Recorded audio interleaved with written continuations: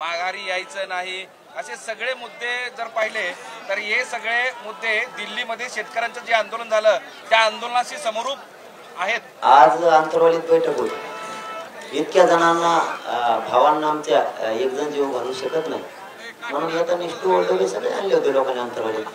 गाडीत चालते देवी, एका गाडीत किती बसले पुढं मुंबईला दिल्लीला जायचं असलं तरच गाडी लागते, असं थोडे विचाराने इथं गाड्या आणल्या होत्या। आम्ही कुठं म्हणलं आम्हाला कुठं जायचं,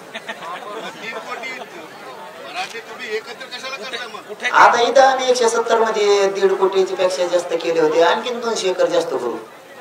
आम्ही कुठं म्हणलं आम्हाला कुठं जायचं, कोणता मराठा म्हणला आम्हाला कुठं जायचं। बरोबर, तुम्ही जरी घोषणा केली नाही तर एक गोष्ट इथे सगळ्या मराठ्यांनी असं जोरदार सांगत होते की उपोषण करायचं नाही, मग आंदोलनाचं पुढचं पाऊल काय असेल असा प्रश्न साहजिकच सगळ्या राज्यकर्त्यांना, सत्ताधारी, विरोधक आणि महाराष्ट्रातल्या जनतेला पडलेला प्रश्न आहे। ही झाली भावना करायचं नाही उपोषण, मग समाजाची भावना मान्य केली नाही करायचं, पण मग याचा अर्थ दुसरं आंदोलन आम्हाला करता येत नाही असं बोलू। आम्ही कुठं म्हणलो, आम्ही कोणताच मराठा म्हणला नाही आमचा आम्हाला पुढे जायचं नाही। आम्ही आमची तयारी करू नका। आता मला सांगा, आपल्याला जर पेरणी करायचं म्हणलं तर बैल लागते, एक जण पेरायला लागतो,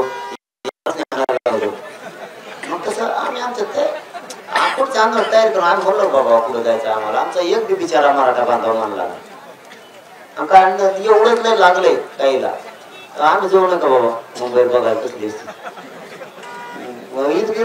तिकडं इकडं नाही ते उदाहरणार्थ म्हणलं मी। समजा आता इकडं शेतात जर आवत आणलं तर लागत आहे, तिकडं लागत कसं आम्हाला आवतून बैल न्यायचे बघतच लागत आहे कसली, काय फरक काय आमचा बघून आमची नाही का ती बिचारी मुंबई, आमच्यापासून फायदा आहे दादा तिचा।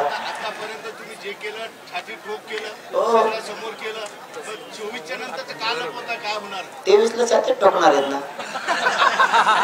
फक्त आता म्हणतो आम्ही बाबा आणखीन म्हणलं नाही मग मराठा आधीच कशाला मराठ्यात नाव खराब करू, मग मराठा काहीच म्हणला नाही।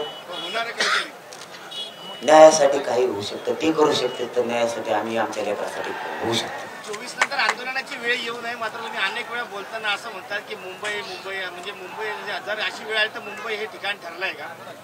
नाही, मुंबई ही देशाची राजधानी आणि आमच्या महाराष्ट्राची शान, तिला बघायला आम्ही जाऊ नये का? जायचं नाही पण जाऊ नये का? आता गेलोच ना एक जण, आता जरा 10 सहल नसतील का जाऊ नये असं काही आहे का? असलं तर सांगून द्यावा, तुम्ही या मुंबईशी तुमचा काही संबंध नाही, तुम्ही आम्ही आमचा असा राहिला जातो सगळे।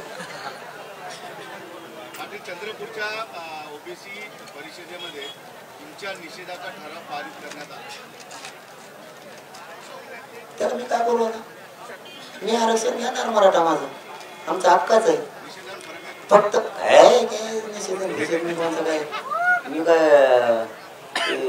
कोणी पण नाव नाही का दुसऱ्या देशाचं कोण करत त्याचं काय आम्हाला काय नाही। हे बघा, आम्ही सामान्याचे लेकर, आम्हाला तुम्ही काही केलं काही केलं आम्हाला काय फरक नाही पडणार, कारण आम्ही काय त्या पदावर नाही। मग मात्र कायद्याची गरिमा राखणं काम आहे आम्ही ती राखतो, त्यांनी राखायला पाहिजे, पण तो आम्हाला काय होणार नाही, कारण आम्ही कायद्याची चौकट सोडून मागणी करत नाही। जे कायद्याच्या चौकटीत बसणाऱ्या लोकांना येऊ नका म्हणतात त्याचा अर्थ असा होतो कायद्याचं पालन तेच करत नाही। त्यामुळं आम्ही आमच्या लेकरात मागतो, उलट आमचा असं म्हणणं आहे की त्यांनी मोठ्या मनानं म्हणायला पाहिजे, जर यांचे नोंदी सापडले तर यांना घेणं आवश्यक आहे। याला म्हणते समानता आणि माणुसकी। 54 लाख नोंदी या सरसकटला हेल्पफुल राहतील का, आणि त्यामुळंच आशेचा किरण अधिक वाढलाय का की 24 पर्यंत सरकार निर्णय घेऊ शकतं, आणि तुमचाही विश्वास दृढ झालाय का की या सरसकट विषयाला सरकार मान्यता देईल?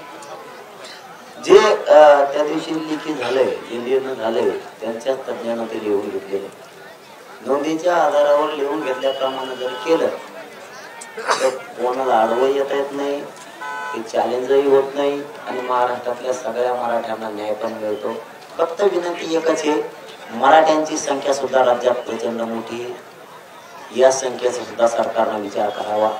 त्याला एकट्याला खुश करण्यासाठी मराठ्यावर अन्याय करू नये, कारण पूर्वीचा मराठा आता राहिला नाही।